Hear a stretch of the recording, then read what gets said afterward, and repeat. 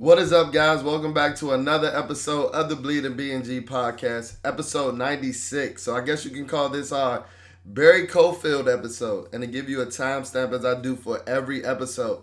It's about midnight on Sunday, October the 1st, so we're finally in spooky season, and the Washington Commanders are about 7 hours removed from a loss to the Philadelphia Eagles, 34-31. Before we get too deep into this episode, if you're checking this out on YouTube, be sure to comment, be sure to like, and always be sure to subscribe. We're about 90 subscribers away from our 1K subscriber goal, and I'm still looking to give away those tickets to a game that'll be announced at a later date on Bleeding BnG's behalf. But we have to cross that 1,000 subscriber mark, and I think that we could get there. I think that we could get there in the next couple of weeks. But as I mentioned, Washington fell to the Philadelphia Eagles 34-31. And the title of this episode, man, is I'm sick of moral victories. I'm sick of moral victories. And you'll understand why once we get into the nitty-gritty of this episode, why I titled it this episode. But as always, let's get into the raw, unfiltered analysis that you came to the channel for. As always, let's start with the quarterback. Man, Sam Howell balled today. Sam Howell balled out today. He was 29 for 41 for 290 yards, 1 touchdown, and 40 yards rushing. So he had about 330 all-purpose yards together. And it was a great response from what we saw against the Buffalo Bills. This is a guy that made high-level throws. He made high-level throws. Specifically, one that stands out in my mind is the throw that he hit to Logan Thomas on the seam route. It was like a shallow post route. In between the numbers, Logan Thomas took a pretty big shot, but he put it where only his 6'7" tight end can get the ball. And that was something that you really haven't seen out of Washington quarterbacks in the last couple of years. Taylor Heineke didn't have the arm strength. Carson Wentz didn't have the accuracy. Even going back to Kirk Cousins, I don't think that Kirk Cousins has that type of gun to make that type of throw. I know Kirk has the ball placement, Kirk has the anticipation, and everything that made Kirk Cousins a really good quarterback, right? Kirk Cousins is a really solid quarterback, despite what he did today against the Carolina Panthers. But I don't think that he has the velocity on his ball like Sam Howell exhibited and displayed on that play. To Logan Thomas. And that wasn't the only high-level throw he made. And as I mentioned, it was just good to overall see him bounce back from what was a rough outing against the Buffalo Bills. We'll be fooling ourselves if we said that loss wasn't somewhat on Sam. It was one of the roughest quarterback performances that we've seen in a couple of years. Not only taking the 9 sacks, but the 4 interceptions as well. That was 13 negative plays on top of many other negative plays that didn't have a lot of positive impact on the game. But to see him respond like that against a division opponent, the guys that have been the king of the division over the course of the last 2 years, the NFC conference winner, the Super Bowl runner-up last year, it was something to see. And it was something that, looking back in the big picture, I can sit back and say, man, we might have something in Sam Howell. And I can honestly believe that. To see the way that he bounced back. And now he's starting to put together a string of decent games and good outings. A string of good games. Let me watch my wording. A string of good games. He was good in the Denver Broncos game. He was decent in the Arizona Cardinals game. He was decent in the Arizona Cardinals game. But Sam was good today. He started out, the offense came out guns a-blazing, scoring on the first drive, and he kept us ahead of the chains. You can see that he excels in the quick game when he's not hesitating and when he's not holding on to the ball because of that arm strength, because of his ball placement, because of his accuracy. He has a lot of the traits that you look for in a franchise quarterback in his first couple of starts. Now, I'm not saying that he's the guy, right? The jury's still out for that decision and things like that, but he's looking more and more like the guy week in and week out. He's looking more and more like the guy week in and week out. And if you guys can remember, last week we didn't go too hard on Sam because I expect to take my lumps with a young quarterback, with a young signal caller that I'm hoping to groom into, a franchise caliber quarterback. So those games like the Buffalo Bills game is going to happen, but excuse me, to see him bounce back today was a sight to see. His escapability. He finally used his legs today. It's almost like the Washington coaching staff, not even the Washington coaching staff, because it wasn't like he was going on design runs. It's almost like Sam Howell was listening to the radio this week. a lot of fans, including myself, were calling into the radios and things like that, talking about how Sam needs to use his mobility. I told you guys before, he's not a super athlete, but some guys just have that escapability and that innate ability that when I think that Sam isn't holding on to the pocket, holding on to the ball and second guessing himself in the pocket, he has that ability. Think of a prime Russell Wilson with that escapability. Russell Wilson was never known to be a freak type athlete, right? But this is a guy, he was always described as like slippery. He was always described as elusive in the pocket. And I think that Sam has those same type of capabilities. And I think that it's something with those little type of guys, right? Because Drew Brees never was known as a superior athlete, but he could use his legs when he wanted to, especially in his early years with the San Diego Chargers. And then, his early years with the Saints before he just became a fucking tactician with the ball, putting the ball in the air. But Drew Brees was a guy that had that innate escapability. Even a guy like Baker Mayfield, whatever you may think of Baker Mayfield, while he's not a superior athlete and you see him getting hogged down by police officers in the middle of the street, he displays some of that innate, escapability. And I think it has something to do with the body size, right? I think it has something to do with the structure. These guys are inept to, having that escapability because they're not used to seeing over their linemen due to their, vertical challenges and things like that. Sam topping out as what I think they list him as 6'1", but I told you guys, me and Sam Howell look each other eye to eye, and I'm 5'11" on a good day, right? But let's get back to the game. One of my favorite things from Sam was the sequence in the game-tying drive when he eventually threw the game-tying touchdown to Jahan Dotson. Guys, it was 3rd and 17 on that drive, right? And we've experienced plenty of comeback wins and plenty of comeback near wins and things like that in the Washington Commanders history, Redskins history, Washington football team history. I could go back to some of them games with like RG3 in the Meadowlands, throwing that dot to Santana Moss, then, us ultimately losing to, the Victor Cruz, playing things like that. But thinking back, going back to that game, we had a lot of miracle plays. If you can remember Robert scrambling and hitting Logan Paulson in that. But in this sequence that I mentioned with Sam Howell on 3rd and 17, one thing that I like about this, comeback drive as opposed to like the one that I mentioned with Robert Griffin in 2012, our knowledge goes crazy over here in Bleeding BnG. We like a football encyclopedia, specifically a Washington Commanders football team Redskins encyclopedia. But getting back to the game, one thing that I like in this sequence as opposed to the one that I mentioned with the New York Giants is that Sam diced the Eagles up. They had the penalty with A.J. Brown taunting Emmanuel Forbes, and we're going to get to that guy later. We're going to get the old Manny Forbes later. But A.J. Brown had the taunting penalty with on Emmanuel Forbes on the touchdown, resulting in us taking the short kickoff. Antonio Gibson coming out to nearly the 40-yard line. And then Sam just did what Sam did. Sam did what Sam does. He had a 3rd and 17 where he threw a rifle over the middle to Curtis Samuel, resulting into, I think it was a 4th and 2, where he then ultimately strung the play out, extending the play, rolling out to the right, then finding Antonio Gibson for a first down. And at that point in the game, and we're going to be doing our reaction episode tomorrow, so be sure to come back to the channel to come see that. But at that point in the game, I had a little bit of faith in us coming back, and ultimately we did. And all of that was due to the awareness, to the presence, to the savvy, to the moxie that Sam Howell displayed today. Because guess what? The O-line started to fall apart. The O-line started to fall apart in the second half. They held up pretty well in the first half. And this tells you the state of our offensive line, where we gave up 5 sacks today. And I feel like we played decent despite the last couple of drives, right? And that just tells you the state of our offensive line. Our offensive line is not good. They're not good. I can't put it in any other ways to say it.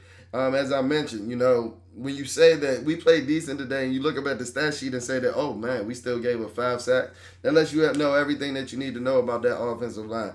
But I'm here to say, prize free agent tackle, and I call him prize free agent tackle because I mentioned last week, we signed this dude on the first day of free agency like he was nice. Andrew Wiley is the worst offensive lineman on this roster by far. Andrew Wiley is the worst offensive lineman on this roster by far, and it's not even close. The reason that we were at the 3rd and 17 on that game time drive is because of Andrew Wiley and his incompetence and his ineptitude. But you guys are going to keep telling me how good he was in the Super Bowl, right? Or how Eric Bieniemy can scheme him up. You can only scheme up poor play but so much. You can only scheme up poor play but so much. And as I mentioned before, I said the offensive line held up decent today. But as I mentioned in previous episodes, it tells you something about the offensive line when all you can say is that they held up within the structure of a play. Expecting my offensive line to hold up when my quarterback, my young signal caller, who's playing in his fifth game of his career. I'm asking for too much to expect these dudes to hold up when my quarterback has to extend the play. When he has to hold the ball because he might have missed the read because he's in his 5th fucking start. Why am I asking for too much for asking for my offensive line to just do that for a couple of plays? It's football. Most of the football plays are played within a structure. But the couple of times that it isn't, it's almost like our offensive line just falls apart.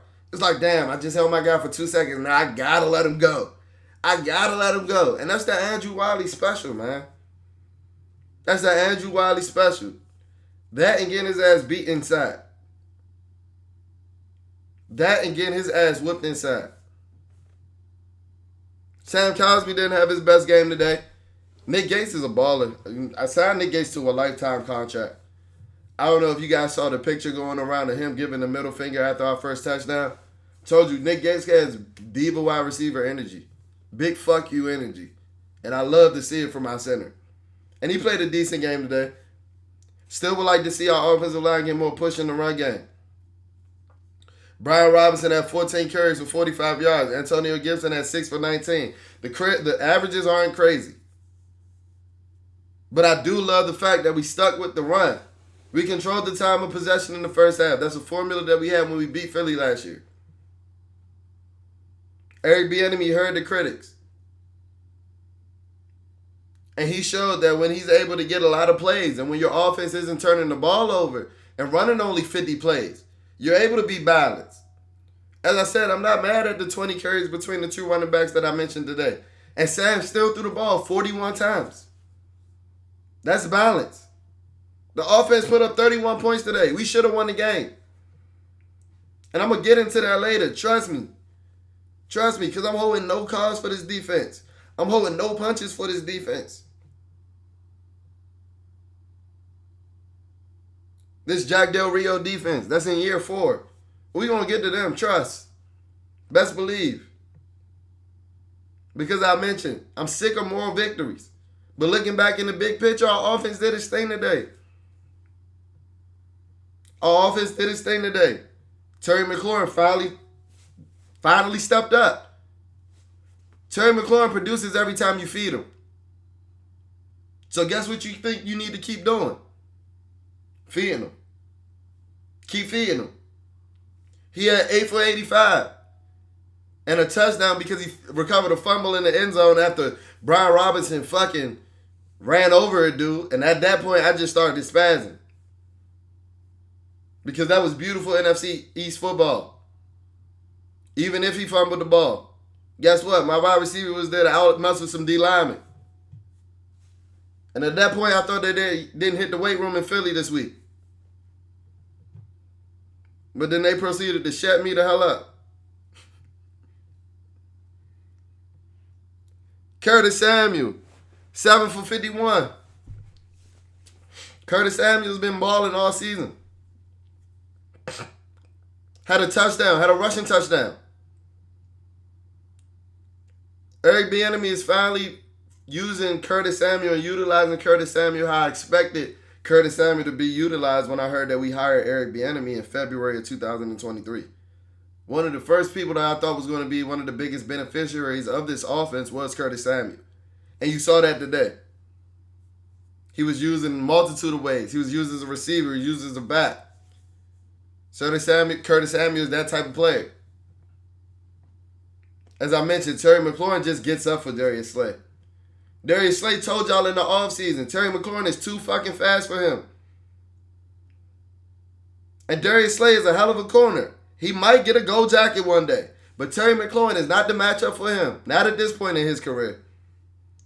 He's too fast for that man. Slay be out that bitch grabbing the shit out Terry. And as I mentioned, he had 8 for 85.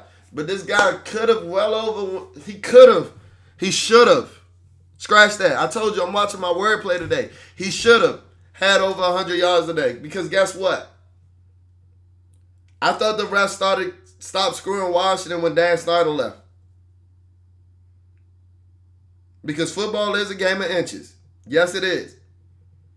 But if that catch on the sideline in overtime, on our first drive, if that catch on the sideline was ruled a catch by the official, you can't tell me that they're overturning that. If that's ruled a catch on the field, you cannot tell me that they're overturning that play. You cannot tell me that doesn't end up being a big game for for Terry McLaurin. Because that was a fucking dot by Sam Howell. Yes, Reed Blankenship's fucking forearm is made of fucking steel. I don't know how the fuck that happened. And he just bounced up like it was nothing. Football players are fucking menaces, bro. That's why I realized that NFL shit was not for me in college. Dude step on my forearm like that, I'm out for 16 weeks. Put me on the IR the rest of the season. But getting back serious, you can't tell me that if that's ruled a catch on the field, that they're overturning that play. Because there wasn't inconclusive evidence. That's why they didn't overturn it, because it was ruled an incompletion on the field. Because they didn't have the evidence.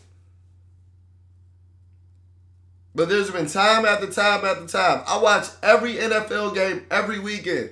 Damn near all 22s for half the NFL games. Yes, we really do that over here at Bleeding BnG. That's why I don't let y'all talk to me any type of way, because I know y'all don't be putting in the hours that I put in.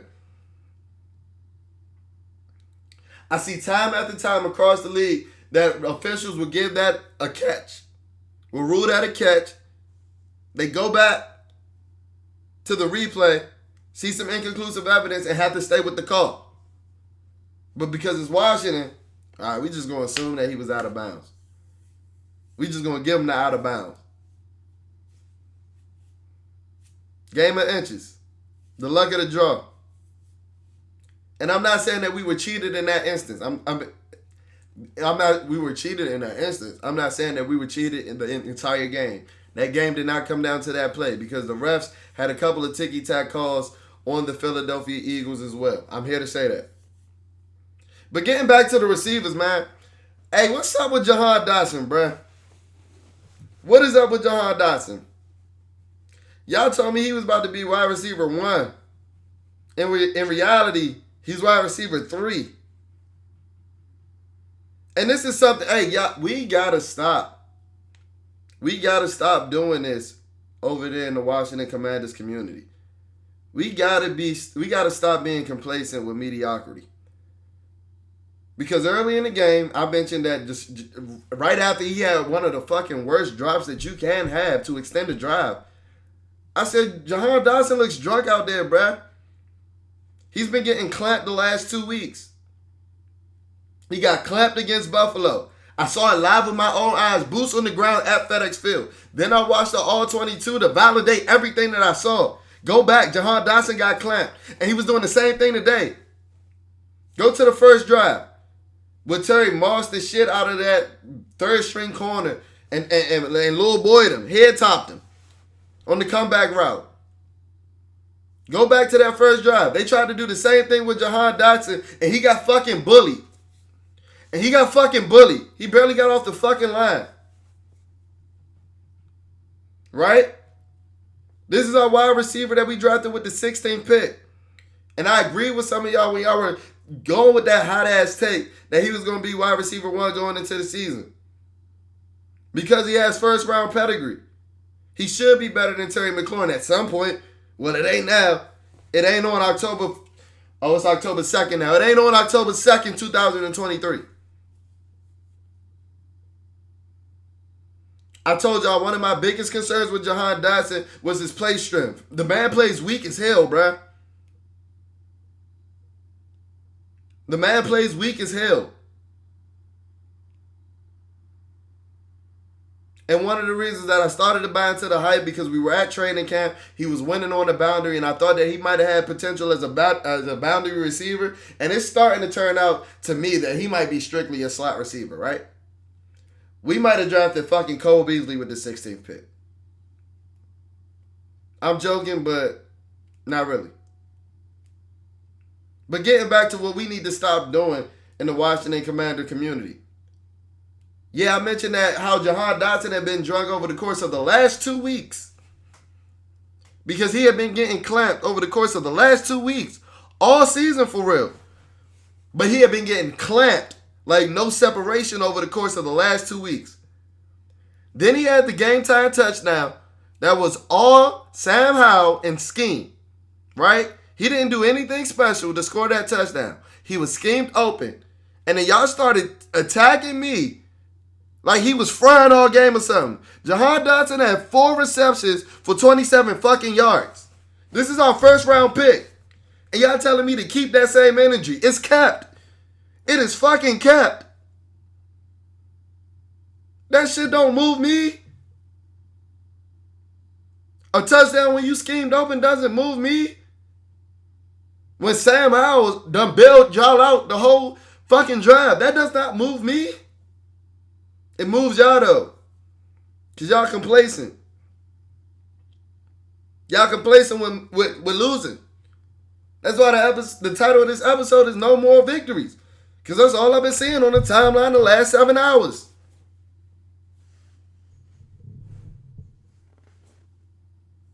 Get into this fucking defense though, man. Get into this defense, dog. The defense lost this game today. You can't put it any other way. When your offense scores 31 points, I don't care what type of defense you supposed to have, let alone a defense in year 4 of a system with hella first round picks and hella cap accolations. Out here fucking folding week in and week out. We done gave up 30 points the last 3 weeks.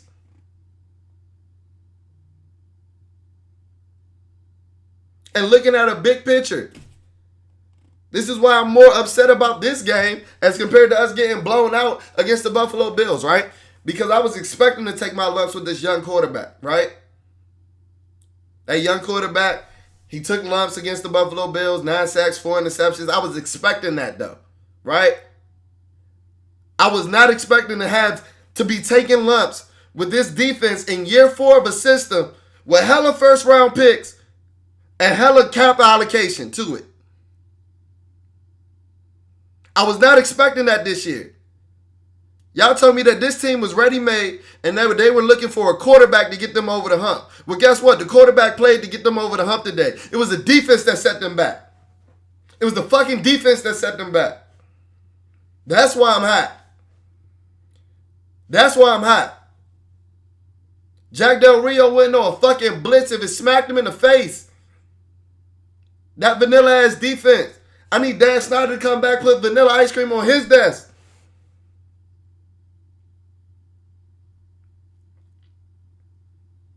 What the fuck was that today? And I've said it time and time again. If our defensive line doesn't have an outer body experience, our defense goes to shits.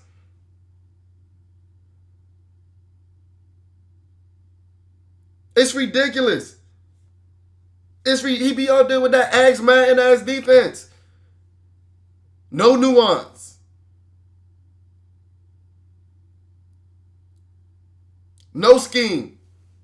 No disguises. No shifts. Nothing. Nothing. Just out there with that weak ass cover 4 quarters match defense that everybody knows you running, bruh. Come the second half of every game, they be fucking pimping the shit out of Jack Del Rio defense. Because they know what the fuck is coming. Shit, I do.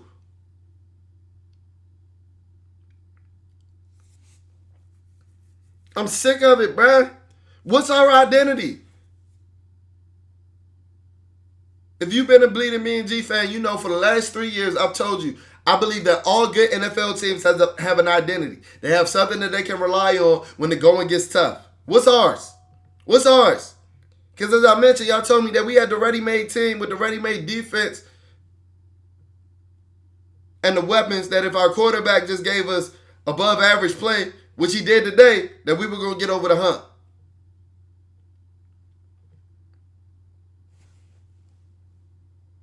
And then we proceed to give up 30 points in the last 3 games. And don't even focus on today. Even though, let's focus on today because we still gave up 34 fucking points. We gave up 30 points to fucking Russell Wilson, bruh. We gave up 30 points to Russell Wilson, bruh.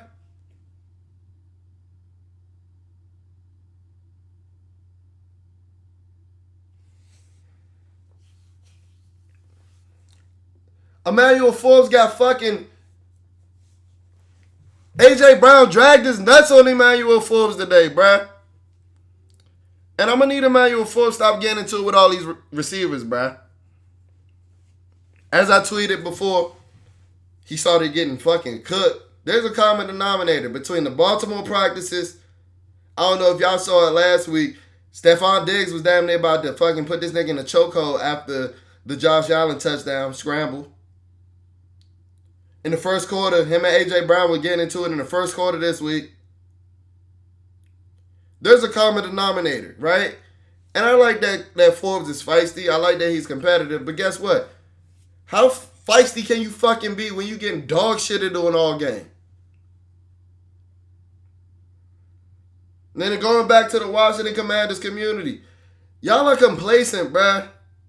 Yes, he's a rookie. Yes, he's going to take his lumps. But guess what? This is 2 weeks in a row. Why can't I speak when I see the dude playing fucking horrible? Rookie or not, I'm going to speak on it. Emmanuel Forbes playing like shit today. Nowhere on the timeline did I say he was a bust. I say he's not that guy right now.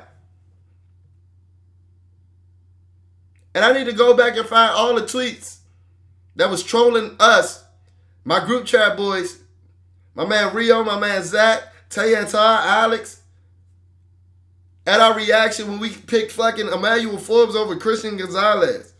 Y'all keep that same energy there. Because as I said earlier in this episode, it's kept. Mine is kept. Mine is kept. Emmanuel Forbes holding all-pro receivers. Christian Gonzalez holding all-pro receivers to 50 yards. Emmanuel Forbes on 50 catches a game. 2 touchdowns.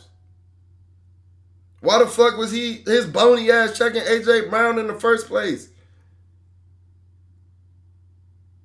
Because they seen the tape and they saw Devontae Smith fucking drag his nuts on him in college.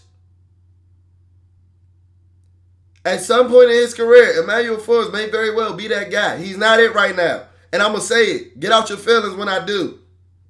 I can see if I was talking wrong. Matter of fact, I ain't even going to do that. To the people that were telling me to chill out when I was saying that he was looking like dog shit. And then he proceeded to give up what looked like to be the game-winning touchdown. I ain't even going to do that. Because we making excuses. Yes, he's a rookie. I saw Sauce Gardner clamp the shit out the entire league last year as a rookie. I saw Tariq Woolen clamp the shit out the league last year as a rookie. I just told you about Christian Gonzalez. As I mentioned with Jahan Dotson, these are our first round picks. We had no pick from our draft class today have a positive impact in today's game. None. 0. Me and Quan Martin, our second round pick.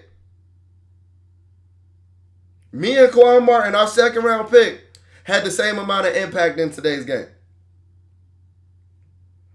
They might as well suit me up out that bitch.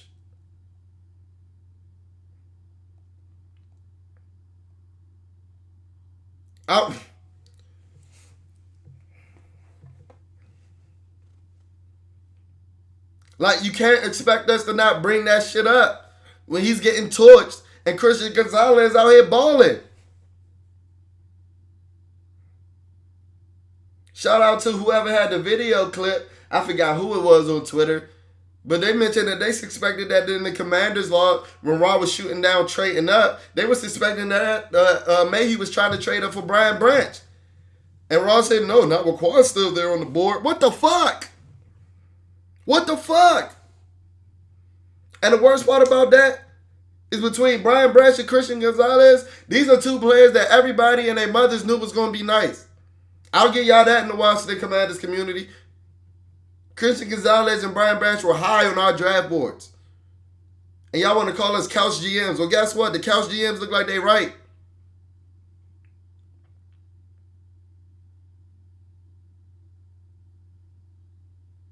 We not trading up for Brian Branch just so we can't miss out on the fucking opportunity for KJ Henry to sit out every fucking week. Just so we can miss out on the opportunity for KJ Henry to be on the inactive list every fucking week.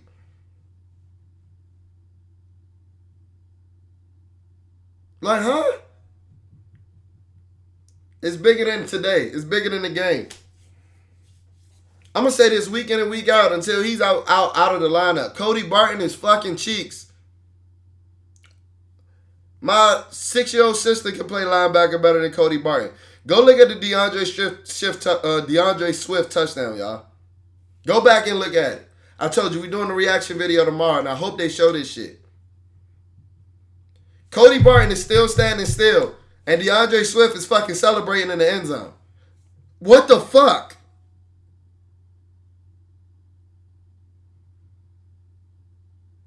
Then the fumble.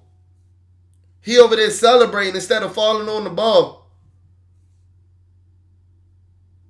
And then he's too nice of a fucking linebacker for me. I don't know if y'all saw, he had knocked Jason Kelsey's helmet off. He was so quick to fucking apologize. Like, what the fuck is that, bruh?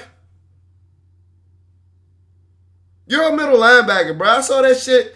Man, I knew it, bruh, when you let fucking Mark Andrews body slam Danny Johnson. I knew you was pussy then, bruh.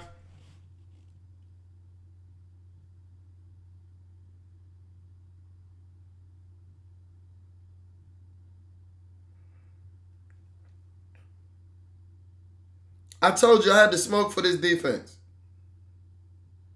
Offense balled out today. So I don't want you to think that I'm too upset with this loss.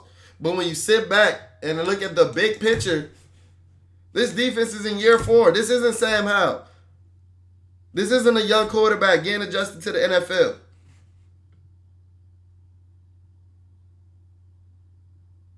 Yes, I'm going to call players out when they're not playing up to their capabilities.